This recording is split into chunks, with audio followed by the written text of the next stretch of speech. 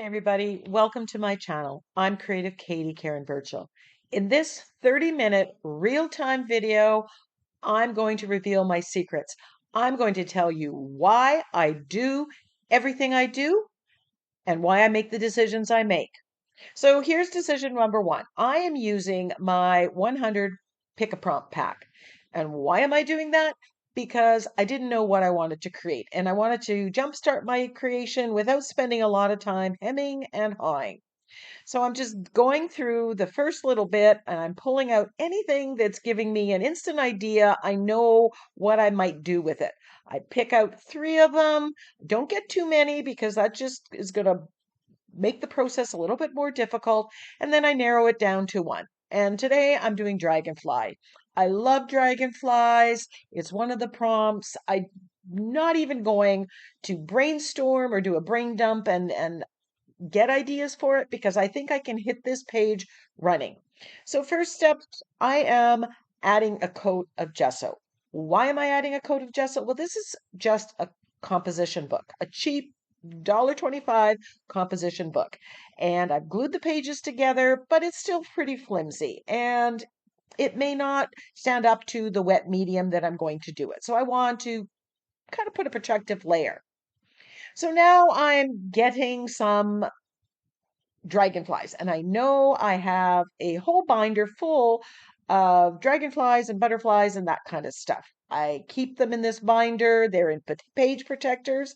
I find this is the easiest way to keep track of lots of napkins.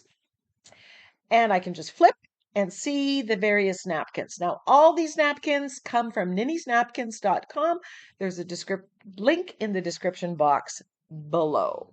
But if you're looking for a storage system for your napkins, I highly recommend this. So I'm opening up the napkin, and while each quadrant looks somewhat the same, they're not exactly the same. There's some lily pads there. So I am cutting out the portion of the napkin that I think I want to use. And why am I doing this? Because then I can take it and put it on the page and audition it, and it's free from the shape of the napkin. It becomes more of a focal image, and it's easier to see if it's going to fit. I have this sentiment here, take flight, that just happens to be on my desk. I'm thinking, oh, you know what? That works, and it's on my desk, so maybe I'm going to use that. More about that later. So I'm peeling off the two excess plies. You need to get rid of this before you glue it down, or you'll just end up with one big mess. So peel off one or two excess layers, and then we are going to water cut the focal image. Now, there are the lily pads and the dragonflies that are the focal image, and then there is some watercolor color surrounding it, and that's what I'm going to do. I'm cutting off all the excess. I just want basically the shape of the lily pads and the dragonflies. Everything else I am cutting out. Now I'm using a liner brush here with a little bit of water. And why am I doing this instead of cutting it with scissors? Because when you cut with scissors, you get a very straight edge. And when you use the water brush, like I'm doing, the brush, either a water brush or the liner brush with water, you get a deckled edge that I find melds better with the background. It becomes less apparent, the mark or the difference between where the napkin ends and the page begins. So I just put a little bit of water on my liner brush and I'm working my way around. I'm doing little sections by little sections, keeping it completely under control, little by little. Don't try to do too much. Don't try to put too much water on the brush. Why don't you want a lot of water on the brush? You may think that will speed up the process, but it'll wick into the napkin, and it'll make it more difficult to not end up taking parts of the napkin off that you really want to keep. So I'm just little by little. You cannot rush this process. Just take your time. Here I put it on the page. I put it on the white background. It was a little hard on my craft mat to see. And I'm just working my way around the dragonfly and the lily pad, cutting off everything else that I don't want. I'm going to put color in the background. Right now I'm thinking I might be putting that teal green in the background. I'm not exactly sure where I'm going with the background at this stage of the game. So here I'm working little by little. Let the water soak, give it a couple seconds, and then pull away what you don't want. Now, if you were going to use scissors and you don't want to do this technique, leave the backing, the two extra plies on to give the napkin a little bit more stability, and then cut and then peel off the napkins. It just will make your life a whole lot easier.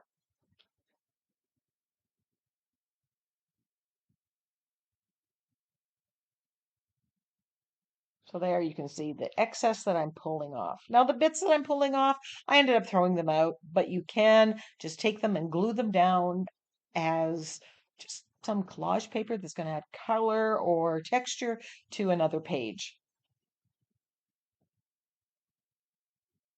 You can see how I'm just working gradually, little by little, all the way around, freeing or releasing the focal image. Now I'm going to use my fluid matte medium and glue this down to where I want it on my page. I use fluid matte medium from Liquitex. I find that it works best. I love the matte finish because it doesn't leave a shine at all. I find Mod Podge leaves a bit of a shine, even the matte version of it. So I don't like that. This one, the Liquitex matte medium, also doesn't have any smell that I can detect. And I like that, as I don't like the Mod Podge smell.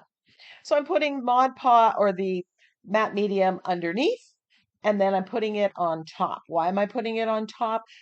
Because I want to seal that napkin because I may be adding color to it later. I want it to be a non-porous surface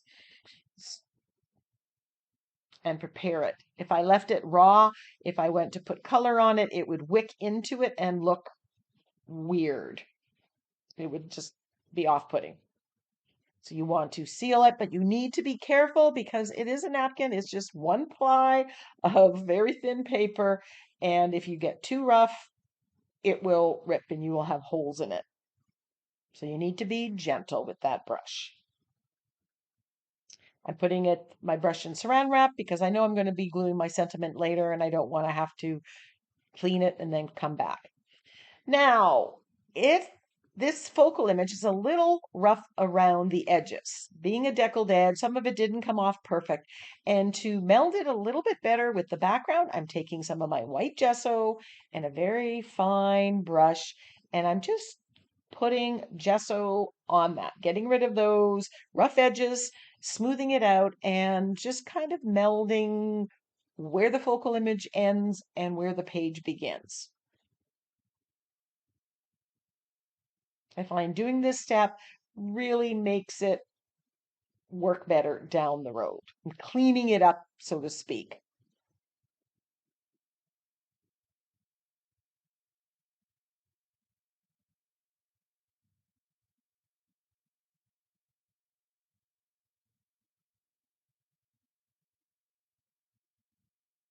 Like just tidy it up, round the edges, because when you water cut, it is slightly less than perfect sometimes.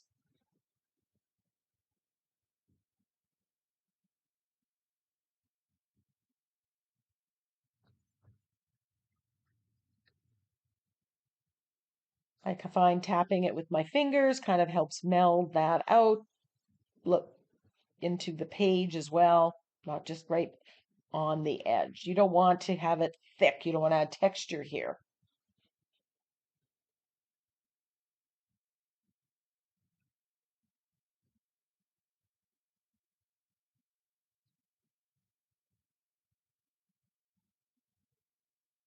At this point, I am thinking, what color am I going to put in the background? I initially thought I would do the teals, the greens that they had kind of surrounding the lily pad and the dragonflies. But I'm trying to think, is there other options?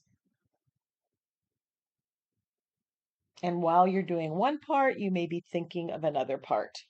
do what you know and then put off those decisions until you get to that point.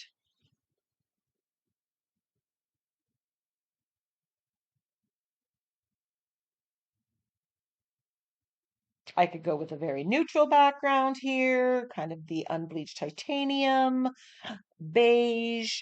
I could do the blues and teals, like I said. But as I'm looking at the focal image here, I realized there's that yellow in there. And I thought, you know what? Let's be bold, take a chance. Let's put yellow in the background. So I grab a makeup sponge and I have some white gesso on my palette and some yellow, and I'm mixing them and putting that yellow on the page. It's really, really bright. Um, Not 100% sure at this point whether that was the right decision, but you know what? Take risks, right? You don't learn if you don't take risks. So I'm adding a little bit more white. If it gets too bright and yellow, I can add more white, let it dry. I don't want it all one tone of yellow. And it looks so much brighter looking at this as I'm doing the voiceover than in real life. It was more muted, but again, you can add more white to it if that's what you desire. I chose the yellow background or a lighter background because I wanted that focal image to stand out with the blues and greens. But I am noticing because the yellow is very bright, the dragonfly isn't really standing out. So we're going to deal with that in a little bit. To get closer to the edge of the napkin, I grab my brush and I'm basically using the same paint, a mixture of the yellow and the white gesso to get in closer. Now, if you were wondering, why wouldn't you do the background first? Well, why didn't I do the background first? Well, because I didn't know what color I wanted to do. So then I tend to put the napkin first. Two, if I glued that down after doing it with all the stamping and patterning that I end up doing, you're going to see that coming through the napkin.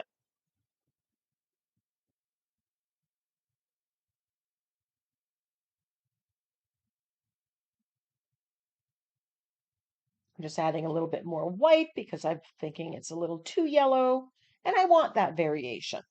That makes for interest. So as soon as I get this to where I want it, I'm going to use my heat tool and dry it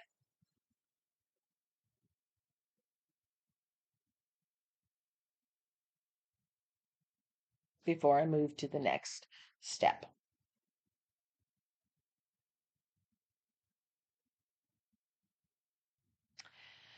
So my next step is I want to add some pattern to the background, some interest to the background, a little bit more. I want to introduce that blue or green.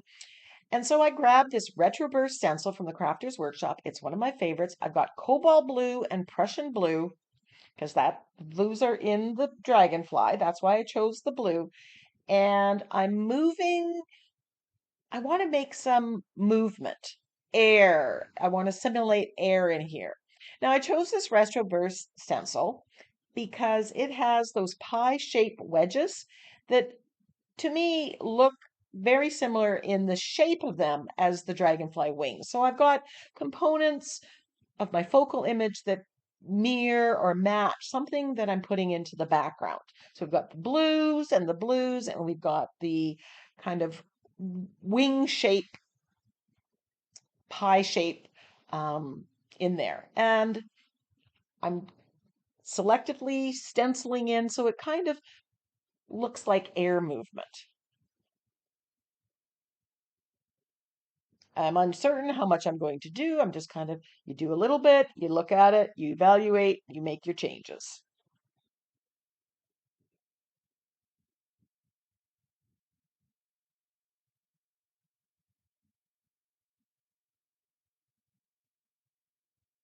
Now, if I was doing this on a regular art journal page, not in this composition book, I would put some modeling paste through this stencil. At least some of these would be modeling paste or stencil butters from the Crafter's Workshop. The reason being I would want that texture, but I'm choosing not to use texture. This is a composition book. The pages are fairly thin, even though I put a coat of gesso and I've glued them together. I don't want this to get so big, bulky, so I've made a decision. In this book, I'm not doing a lot of texture paste. I love how your eyes are going across the page. I'm loving the blue against the yellow. I'm thinking, okay, that was a good choice.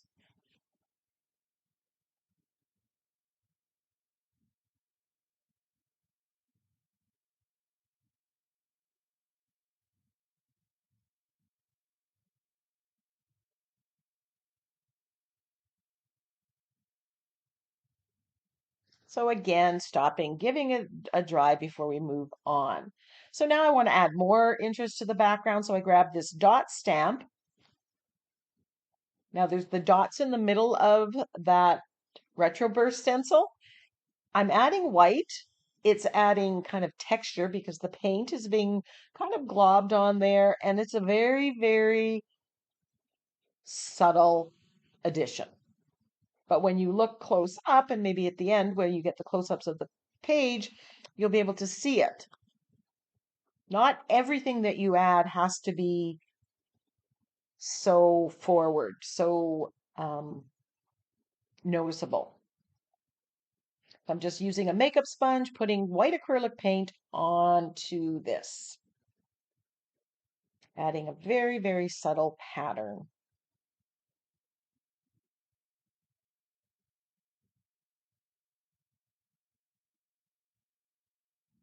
The white is knocking back a bit of the brightness of the yellow.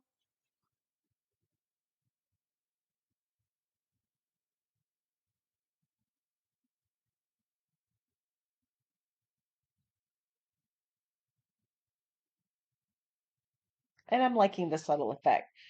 This is the reflection stamp from Stampers Anonymous. This one has the numbers, and I'm going to use my black archival ink to stamp on here. Now, if you've watched some of my videos, you know that I love stamping with acrylic paint. But if I was using the black acrylic paint here, it would be very dark. Using the archival ink gives more subtleness. Again, it's not so forward. And I just want a little bit of text script in the background. This is a smaller scale. Just adding that little bit of interest to the background, knocking back some of that yellow.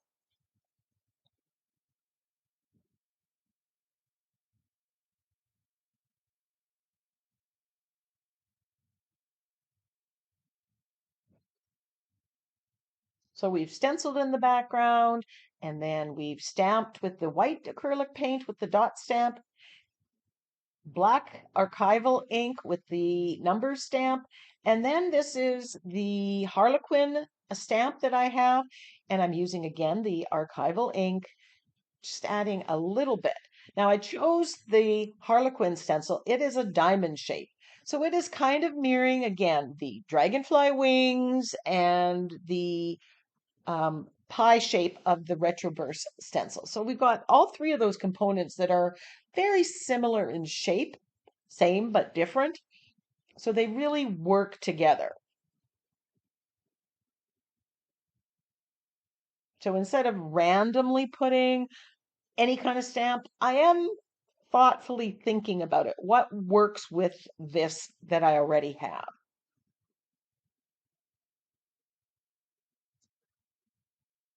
So I am now taking my angle brush and black acrylic paint and shading or edging around the page.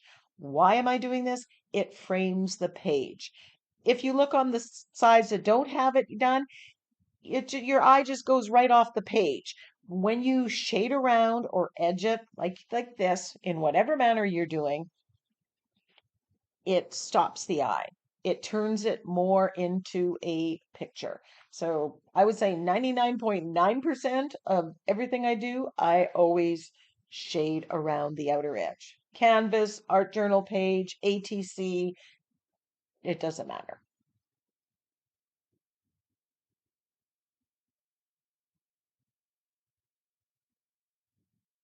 So now I'm looking at my focal image and I want to make it stand out more. So I am grabbing my distress crayons. Now I could have grabbed my Inktense blocks, they're underneath there, but I want to show you options. So I could have used my Inktense blocks. I'm using the distress crayons because I have them and because you might have them, and I'm just showing you a way to use them. I love rubbing them on and then smudging it with my finger. If they don't smudge very well, just wet your finger a little bit. The thing I need to remember moving forward is the distress crayons are water activated. So if I put a water medium on them, water afterwards, and rub, it is going to reactivate and move. So I need to remember that. If I was using my Inktense blocks, I would not have to remember. You can use acrylic paints. My choice here was I want to use the stuff that's in my stash. And I do enjoy using the distress crayons. I just find I don't reach for them as often. But since I know I'm not really going to put any wet medium on top, or I didn't think I was at this point, I thought that would be a safe place to use this on a focal image. I wouldn't use them in the background necessarily because I tend to glue things on the focal image onto a background or sentiment, and then they would lift and move. So I'm taking a couple tones of blue and a couple tones of green and colorizing the dragonfly. Now I'm changing the colors of what was, getting rid of the very watercolor look that was. And I like where this goes, the brighter, bolder colors, because it's standing out from the background. But this is an individual choice. If you wanted the more watercolor look, I think using my Inktense blocks would have been a better choice, or watercolor itself, remembering that watercolor would reactivate. So you need to be mindful of what you will be doing afterwards.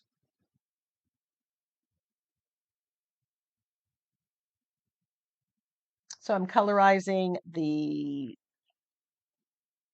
lily pad and the dragonfly with my distress crayons.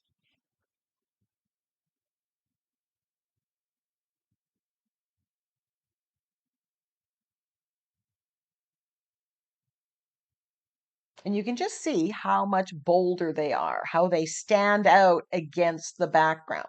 Whereas before they were very, very muted and you kind of lost it. Now, the lotus flower that's there, I want to brighten that. I want it to stand out. So I'm just taking white gesso with my round brush and overpainting. And this is just adding texture to the flower as well as brightening it up. You can now see the flower more. Just like I added color to the dragonflies, I'm adding brightness to the flower. That's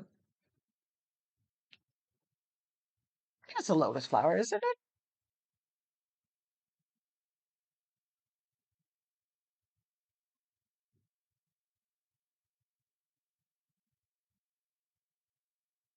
I'm not trying to get the entire petals. I'm just really globbing it on.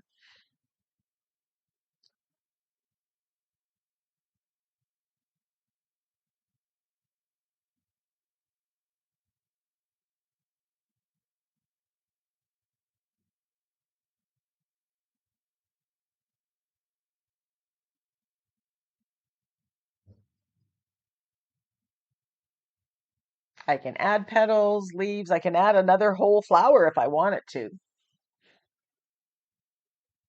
Once that's completely dry, I grab my charcoal pencil and I'm going to make a sketchy line around the dragonfly. Now, normally I use my angle brush and a little acrylic paint and shade just like I shaded or edged the page. Why am I using the charcoal pencil? Well, remember I used the distress crayon? If I add water to it, it may reactivate and smudge and smear, and I might end up with a problem. So I am using the charcoal pencil to add kind of smudges, outline the dragonfly, give the dragonfly a little definition without risking it reactivating.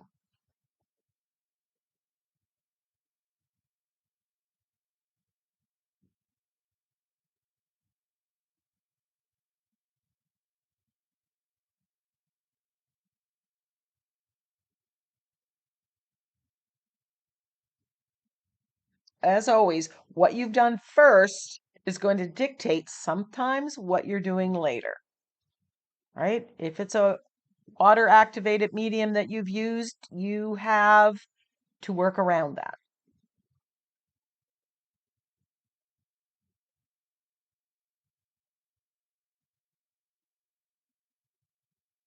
Now, I didn't use the Take Flight sentiment pack. In fact, I grabbed the Winged Wonder sentiment pack. Now, I didn't use Take Flight. The scale of that lettering was too big for this page.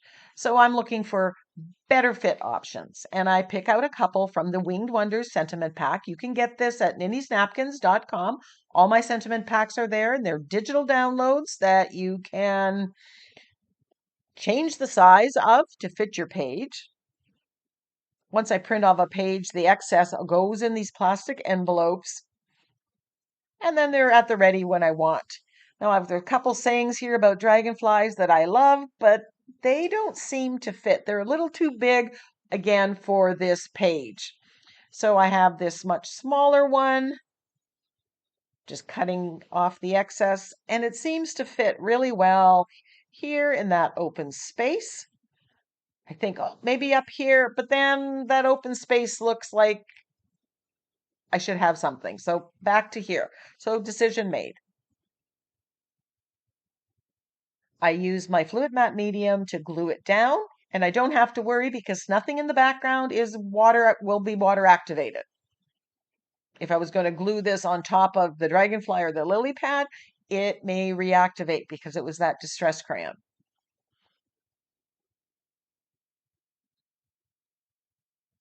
So this is from TCW, and I can't remember the name of it. Stardust. It's a stencil butter, but it's iridescent. Brand new, and I'm going to paint this on the wings. Now, remember, this is the stress crayon underneath. So after a while, I'm noticing I'm picking up a little bit of color on the brush, so I am rinsing off my brush. I'm trying not to reactivate that distress crayon, but I do want this iridescent shimmer on my dragonfly wings. So I'm being careful when I do it. But I'm noticing that the color is coming off. I go and rinse it off and, you know, just work that way. But I think the gain is worth it.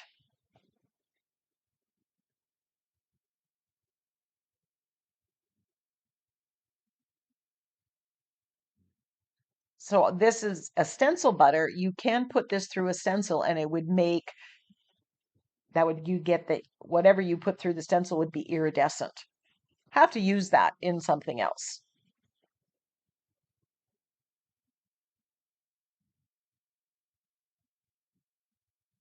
Mainly I'm cleaning off the brush when I get that blue on it because I don't want to contaminate my container of this. There, you can see it's all blue, so I'm rinsing it off. Then I grab the charcoal pencil and I'm just outlining my sentiment. I've outlined everything else with that charcoal pencil. It's softer, it's a different look than edging it with the angle brush.